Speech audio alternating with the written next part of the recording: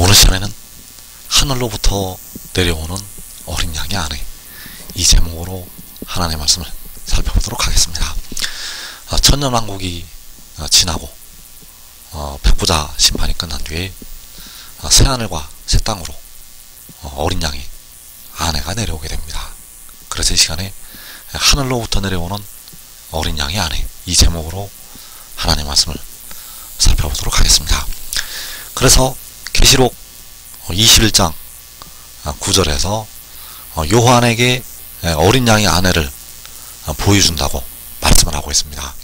7 대접을 가지고 마지막 7 재앙을 담은 7 천사 중 하나가 나와서 내게 말하여 이르되 이리 오라, 내가 신부 곧 어린 양의 아내를 내게 보이리라.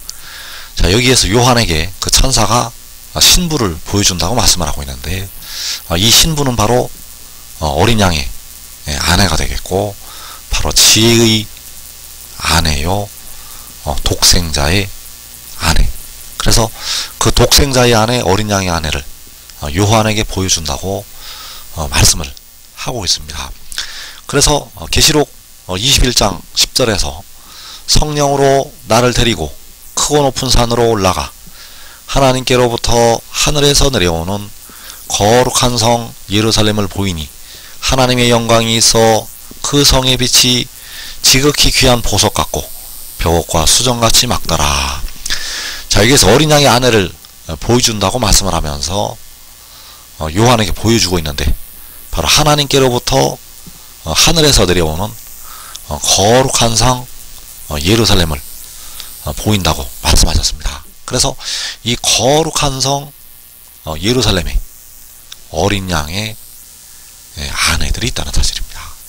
이 거룩한 성 예루살렘 안에 어린 양의 아내들.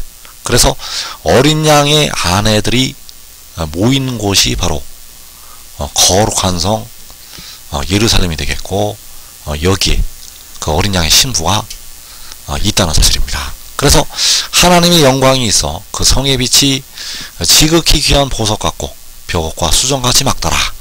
자, 그 성의 빛이 지극히 귀한 보석 같고 벽옥과 수정같이 막다고 말씀을 하고 있습니다.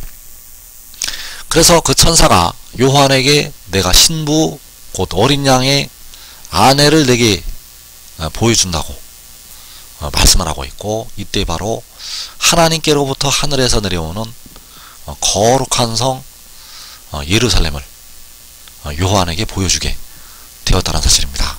그래서 그 거룩한 성 예루살렘 안에 어린 양의 아내가 있는데, 바로 24장로와 14만 4천이 어린 양의 아내가 되겠습니다. 그래서 24장로는 마귀가 땅으로 쫓겨 내려올 때, 마귀가 땅으로 쫓겨 내려올 때 하늘에 거하는 자들이 되겠습니다. 마귀가 땅으로 쫓겨 내려올 때 육신이 죽고 그 영혼이 하늘에 올라가 있는 형제들, 이들이 바로 24장로가 되겠습니다. 그래서 이 24장로가 거룩한 성 예루살렘에 들어가게 되고, 그 예루살렘의 어린 양의 아내로서 거주를 하게 됩니다. 또 14만 4천이 어린 양의 아내, 바로 어린 양의 신부가 되어서 역시 거룩한 성 예루살렘에 거하게 됩니다. 그래서 14만 4천에는 누가 들어가게 되는가 하면, 계시록 7장에서 그 아무라도 능히 셀 수 없는 큰 무리, 그 각 나라에서 나오는 아무라도 능히 셀 수 없는 큰 무리가 14만 4천에 들어가게 되고, 그리고 이 큰 무리가 하늘로 24장로와 함께 올라가게 되면 전사년반이 시작이 됩니다.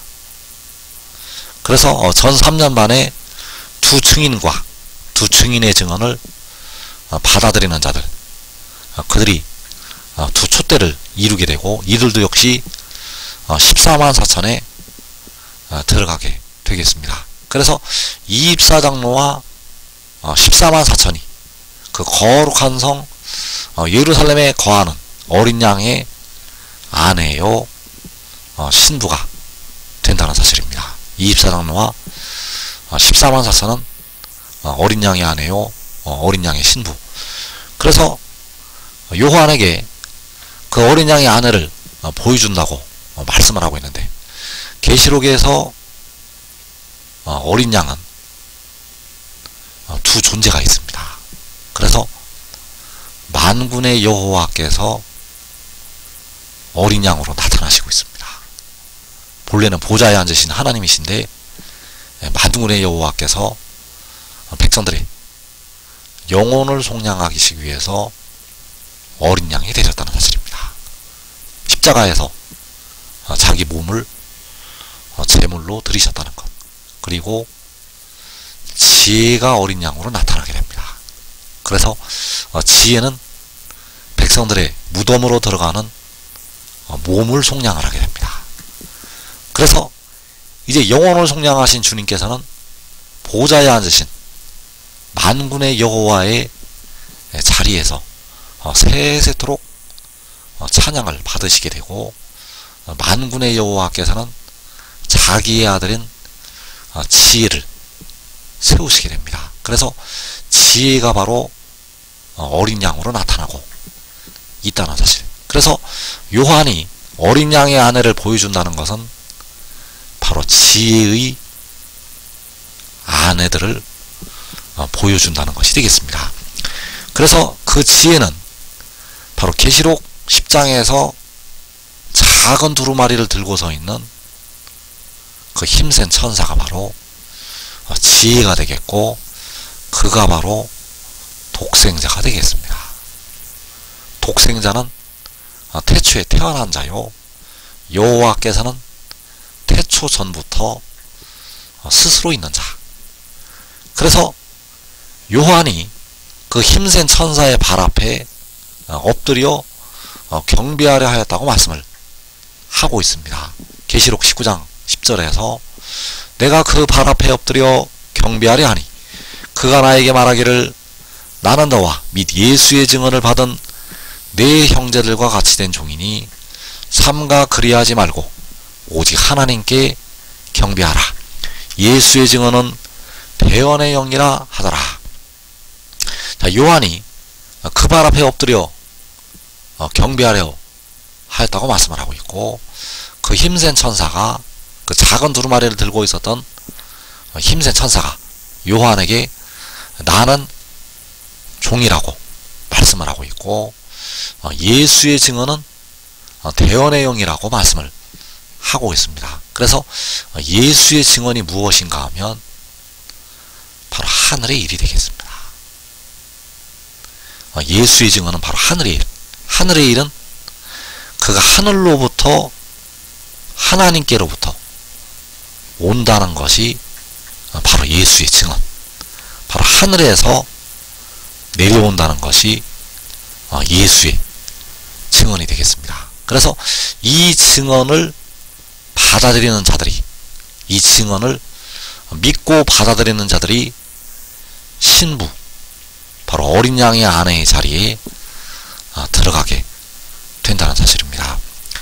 그래서 계시록 19장 7절에서 어린 양의 혼인 기약이 이르렀고 그의 아내가 자신을 준비하였으므로 그에게 빛나고 깨끗한 세마포 옷을 입도록 허락하셨으니 이 세마포 옷은 성도들의 의로다. 자, 여기에서 어린 양의 혼인 기약, 바로 그 독생자의 지혜의 혼인 기약이 이르렀고 그의 아내가, 바로 독생자의 아내가 자신을 준비하였다고 말씀을 하고 있습니다. 그에게 빛나고 깨끗한 세마포 옷을 입도록 허락하셨으니 이 세마포 옷은 성도들의 의로다. 여기 말씀하는 성도들의 의는 사람의 의가 아닙니다. 여기서 말씀하는 의는 사람의 의가 아니라 하나님께로부터 얻는 의가 되겠습니다. 그래서 이 의를 얻는 방법이 예수의 증언을 받아서, 예수의 증언을 받아서 이 의를 얻게 됩니다. 예수의 증언을 받는 것은 하늘의 일을 믿는 것이 되겠고, 믿고 순종함으로 말미암아 이 의를 얻게 됩니다. 그래서 죄의 종으로 사망에 이르고 순종의 종으로 의에 이르게 됩니다. 백성들이 순종의 종으로 의에 이르게 되는데, 이 의는 백성들의 영혼과 육신까지 의롭다 하심을 얻는 것이 되겠습니다. 그래서 이 세마포옷은 성도들의 의가 되겠는데, 영혼도 의를 얻고 육신까지 의를 얻은 의가 되겠습니다. 이 의의 옷을 입어야만 신부가 될 수가 있고 어린 양의 아내가 될 수가 있다는 사실. 그래서 예수의 증언은 온전한 것이 올 때 열리는 아버지의 말씀이 되겠습니다. 예수의 증언은 바로 아버지의 말씀, 이 말씀을 받아서 하늘의 일을 믿고 순종을 해서 이 의의 옷을 백성들이 입게 된다는 사실입니다. 그래서 요한에게 신부옷 어린 양의 아내를 보여준다고 말씀을 하고 있고, 이 마지막 날에 태초부터 택하심을 받은 이 마지막 날까지 백성들, 택하신 백성들은 바로 어린 양의 아내가 된다는 사실입니다. 그래서 아담으로부터 이 마지막 날에 데려감을 얻는 백성들까지 바로 신부가 되고 어린 양의 아내가 된다는 사실.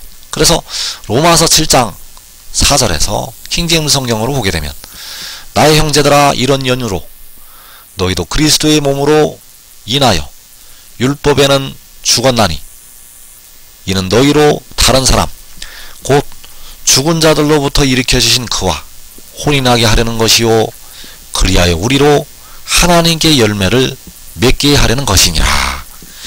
자, 여기에서 백성들이 그리스도의 몸으로 인해서 율법에는 죽는다고 말씀을 하고 있습니다. 그래서 현재 백성들의 육신은 영적으로 율법에 결혼이 되어 있습니다. 영적으로 현재 백성들의 육신은 율법에 매여 있다는 것. 그래서 이 율법에서 벗어나기 위해서 육신이 죽게 됩니다. 이 율법에서 벗어나는 방법이 육신이 죽는 것. 그래서 그 육신이 죽고 율법에 대해서 육신이 죽고 다른 사람에게로 간다고 말씀을 하고 있습니다. 그래서 여기서 말씀하는 다른 사람이 바로 그리스도가 되겠고 지혜가 된다는 사실. 그래서 백성들이 육신이 죽어야만 그 율법에서 벗어날 수가 있기 때문에, 그 율법인 남편으로부터 벗어날 수가 있기 때문에 육신이 죽는다는 사실입니다. 그리고 그 육신이 죽은 뒤에 율법에서 벗어나서 다른 사람에게로 가게 되는데, 그 다른 사람이 바로 지혜요 독생자. 그래서 죽은 자들로부터 일으켜지신 그는 바로 백성들의 몸의 속량을 위해서 영혼을 제물로 드렸다가 다시 일으키심을 받게 됩니다. 이사야 53장 10절에서 그가 자기 영혼을 제물로 드린다고 말씀을 하고 있습니다. 그래서 죽은 자들로부터 일으켜지신 바로 영혼을 제물로 드렸다가 그 영혼이 죽었다가 일으켜지시는 그와 혼인하게 하려는 것이요 그리하여 우리로 하나님께 열매를 맺게 하려는 것이니라. 그래서 그와 바로 지혜와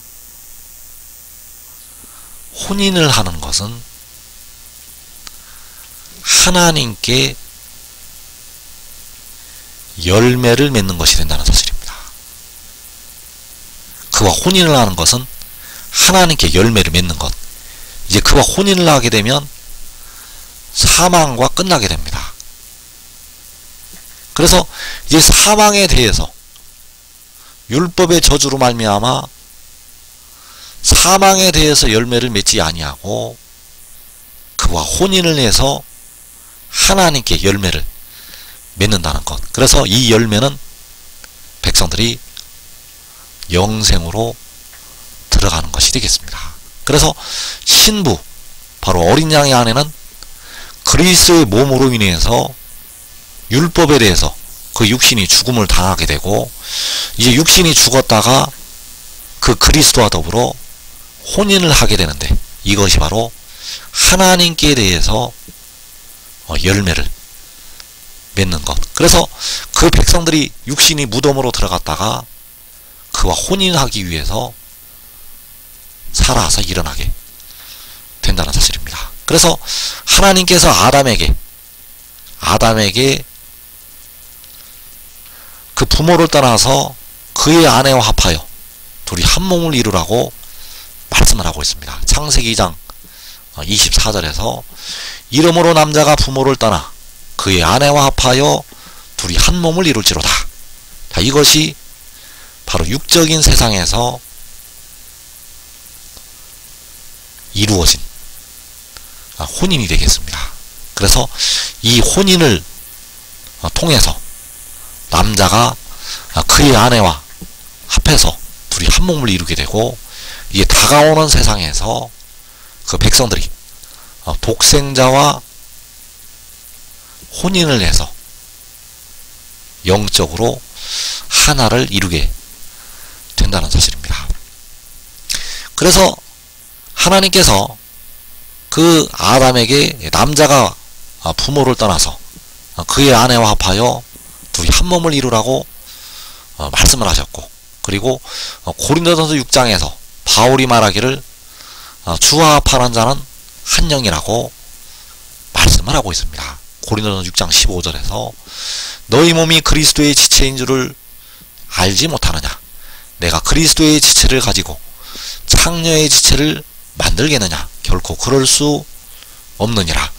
창녀와 합한 자는 그와 한 몸인 줄을 알지 못하느냐?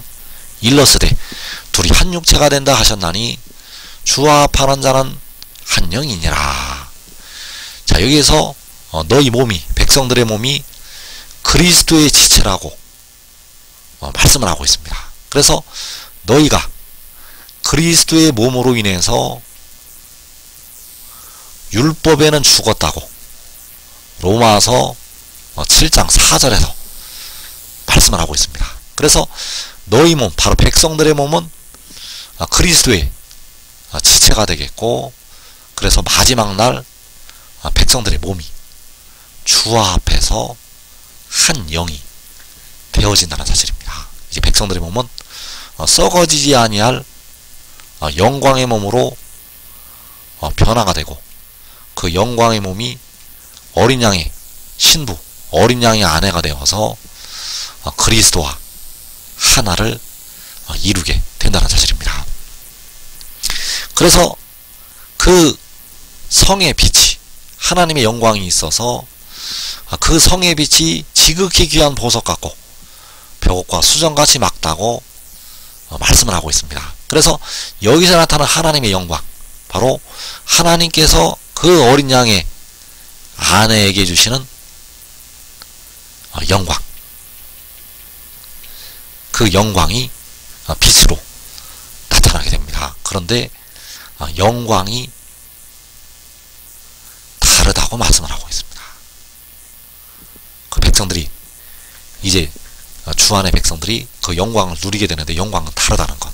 그래서 고린도전서 15장 41절에서 해의 영광이 다르고 달의 영광이 다르며 별의 영광도 다른데 별과 별의 영광이 다르더라. 그래서 영광이 다른 이유는 행한 대로 상급을 받기 때문입니다. 그 백성들의 영광이 다른 이유는 행한 대로 상급을 받기 때문이라는 것. 그래서 바울이 말하기를 썩을 것으로 심고 썩지 아니할 것으로 다시 살아나고, 약한 것으로 심고 강한 것으로 다시 살아나고, 육의 몸으로 심고 영의 몸으로 다시 살아난다고 말씀을 하고 있습니다. 그래서 고린도서 15장 44절에서 육의 몸으로 심고 신령한 몸으로 다시 살아나나니 육의 몸이 있은즉 또 영의 몸도 있느니라. 자, 이 땅의 모든 사람들이 육의 몸을 입고 현재 세상을 살아가고 있습니다. 다 같은 육의 몸을 입고 세상을 살아가고 있는데, 이제 다가오는 세상에서 영의 몸으로 변화가 됩니다. 택하신 백성들은 영광스러운 영의 몸으로 변화가 되는데, 그 영광이 다르다는 사실입니다. 그래서 바울이 우리가 모든 이에게 착한 일을 하되 더욱 믿음의 가정들에게 하라고 말씀을 하고 있습니다. 왜 믿음의 가정들에게 하라고 말씀을 하는가 하면, 이 믿음의 가정들에게 하는 것이 그 영을 위해서 심는 것이 되기 때문입니다. 그 영을 위해서 심는 것, 믿음의 가정들을 위해서 썩을 것으로, 약한 것으로, 육의 것으로 심는 것은 바로 그 영을 위해서 심는 것으로 인정이 된다는 사실. 그래서 이 마지막 날에 누가 시험의 때를 면하게 되는가 하면, 그 영을 위해서 직접 심는 자들이 시험의 때를 면하게 됩니다. 그래서 그 영을 위해서 역시 썩을 것으로, 약한 것으로, 육의 것으로 심어야 된다는 사실입니다. 그 영을 위해서 심어야 된다는 사실. 그래서 본래 백성들의 육신은 율법에서 벗어나기 위해서 육신이 죽어야 됩니다. 율법에서 벗어나는 길은 육신이 죽는 것. 육신이 죽은 뒤에 다시 그 육신이, 죽은 육신이 부활을 해서 그리스도에게로, 독생자에게로 가게 됩니다.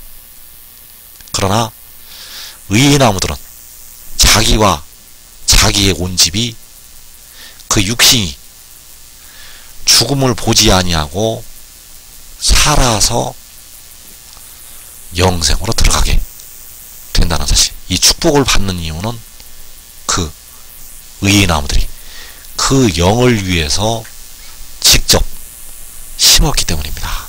그래서 지금 믿고 순종하는 자들은, 지금 믿고 그 영을 위해서 심는 자들은 이 땅에 시험에 때를 면하고 자기와 자기 온 집이 먼저 영생으로 들어가게 되겠습니다.